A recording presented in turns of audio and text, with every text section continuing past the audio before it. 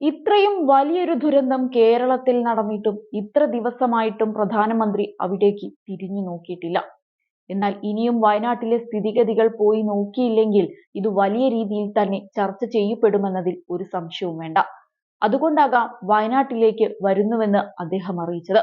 അതെ, നരേന്ദ്രമോദി വയനാട്ടിലെ ഉരുൾപൊട്ടൽ ദുരന്ത മേഖലകൾ സന്ദർശിക്കാൻ പോവുകയാണ്. ശനിയാഴ്ച, അതായത് നാളെയാണ് പ്രധാനമന്ത്രി വയനാട്ടിലെത്തുക.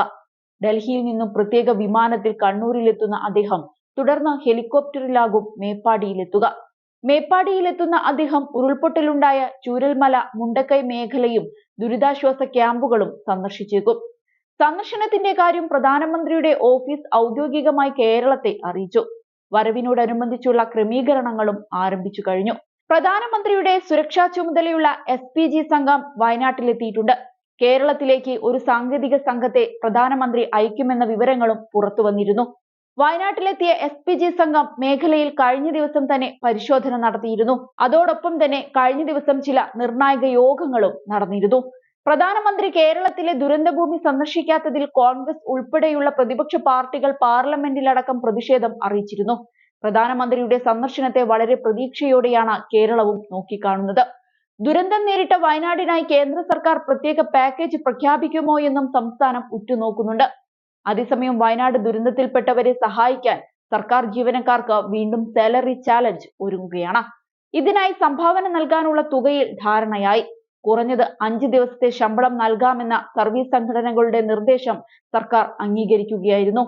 നേരത്തെ മുഖ്യമന്ത്രി തന്നെ ഈ ആവശ്യവുമായി രംഗത്ത് വന്നിരുന്നു. കൂടുതൽ പണം സംഭാവനയായി നൽകാൻ ആഗ്രഹിക്കുന്നവർക്ക് അതിനുള്ള അവസരവും ഒരുക്കുന്നുണ്ട്. എന്നാൽ ആരെയും നിർബന്ധിക്കുന്നില്ല.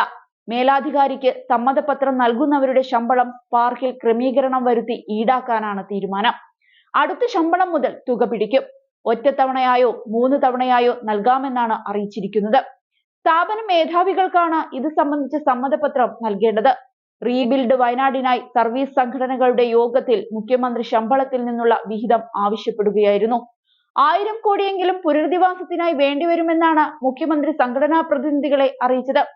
10 ദിവസത്തെ ശമ്പളം നൽകണമെന്നായിരുന്നു മുഖ്യമന്ത്രിയുടെ നിർദ്ദേശം. എന്നാൽ 5 ദിവസത്തെ ശമ്പളം നൽകാമെന്ന് സർവീസ് സംഘടനാ പ്രതിനിധികൾ അറിയിക്കുകയായിരുന്നു.